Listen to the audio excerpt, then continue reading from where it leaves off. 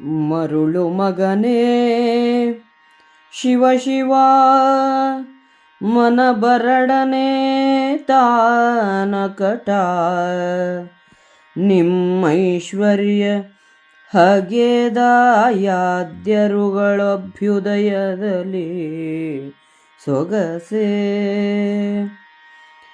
ದುರುಳರವದಿರು ದೈವ ಮುಖದೆಚ್ಚರಿಕೆ ಘನ ಕೆಡರೆಂದು ಮೇಗರೆ ಹೊರಮನದ ಸೂಸಕದ ನೇಹವನರಸುತಿಹೆನೆಂದ ಕರೆಸಿಕೊಡಿ ನೀವಿಲ್ಲಿಗವರೈವರನು ಜೂಜಿನಲೊಂದು ಹಲಗೆಯಲರಸ ನೀ ಚಿತ್ತವಿಸು 12 ವಿಪಿನದಲ್ಲಿ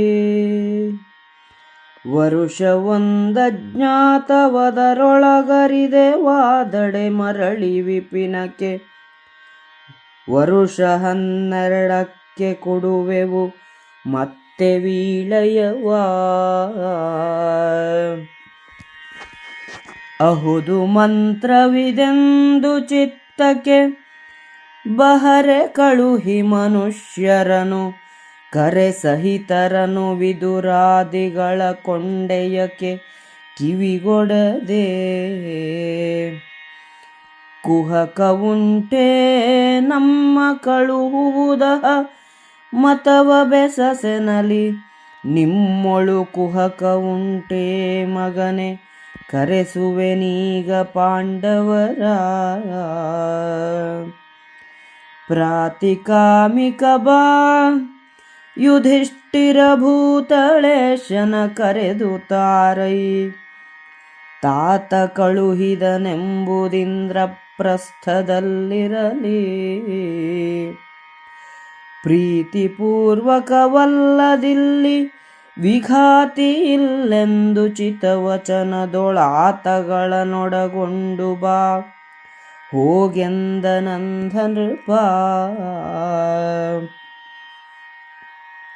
ಕೇಳಿದರು ಭೀಷ್ಮಾದಿಗಳು ಬರ ಹೇಳಿದರೆ ಪಾಂಡವರನ ಕಟ ಹೇಳಿದರೆ ಕೌರವರ 100 ಕಾಲಯಕ್ಕೆ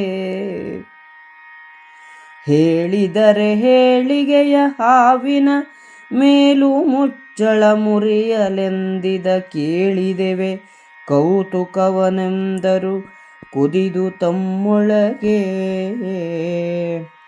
ಧೃತರಾಷ್ಟ್ರನು, ಮಗನೇ, ನಿನಗೆಲ್ಲೋ ಹುಚ್ಚು.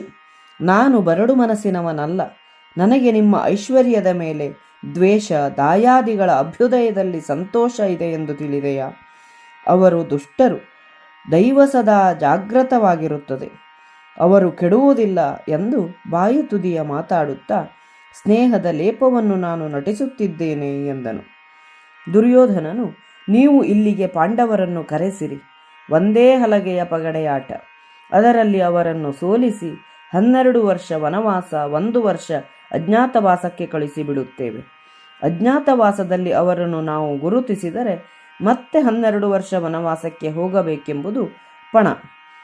ನಾನು ಹೇಳಿದ್ದು ಸರಿ ಎನಿಸಿದರೆ ಆಳುಗಳನ್ನು ಕಳಿಸಿ ಪಾಂಡವರನ್ನು ಕರೆಸು. ವಿದುರನೇ ಮೊದಲಾದ ಚಾಡಿ ಮಾತನ್ನು ಕೇಳಬೇಡ. ಇದು ವಂಚನೆ ಎನ್ನಿಸಿದರೆ ನಮ್ಮನ್ನು ಕಳುಹಿಸಿಬಿಡು ಎಂದು ದುರ್ಯೋಧನ ಹೇಳಲು ಧೃತರಾಷ್ಟ್ರನು, ನಿಮ್ಮಲ್ಲಿ ಮೋಸವೇ? ಈಗಲೇ ಪಾಂಡವರನ್ನು ಕರೆಸುತ್ತೇನೆ ಎಂದನು. ಧೃತರಾಷ್ಟ್ರನು ಪ್ರಾತಿಕಾಮಿಕನನ್ನು ಕರೆದು, ಹೋಗು, ಇಂದ್ರಪ್ರಸ್ಥದಲ್ಲಿರುವ ಯುಧಿಷ್ಠಿರನನ್ನು ಕರೆದುತ ನಿಮ್ಮ ದೊಡ್ಡಪ್ಪನು ಹೇಳಿ ಕಳುಹಿಸಿದ್ದಾನೆ. ಇದು ಪ್ರೀತಿಪೂರ್ವಕವಾದ ಆಹ್ವಾನ. ಇಲ್ಲೇನೂ ತೊಂದರೆಗೆ ಅವಕಾಶವಿಲ್ಲ ಎಂದು ಹೇಳಿ ಅವರನ್ನು ಜೊತೆಯಲ್ಲಿ ಕರೆದುಕೊಂಡು ಬಾ ಎಂದು ಹೇಳಿದನು. ಈ ವಾರ್ತೆಯನ್ನು ಕೇಳಿದ ಭೀಷ್ಮನೇ ಮೊದಲಾದವರು ಪಾಂಡವರನ್ನು ಇಲ್ಲಿಗೆ ಬರಹೇಳಿ 100 ಮಂದಿ ಕೌರವರನ್ನು ನರಕಕ್ಕೆ ಹೋಗಲು ಹೇಳಿದರೆ, ಈ ಪಾತ್ರೆಯಲ್ಲಿ ಕರಿನಾಗರ ಹಾವು ಇದೆ ಎಂದು ಹೇಳಿ ಪಾತ್ರೆಯ ಮುಚ್ಚಳವನ್ನು ಮುರಿಯಲು ಹೇಳಿದರೆ, ಆಹಾ, ಎಂತಹ ಕೌತುಕದ ವಾರ್ತೆ ಎಂದು ಮನಸ್ತಾಪದಿಂದ ಕುದಿದರು.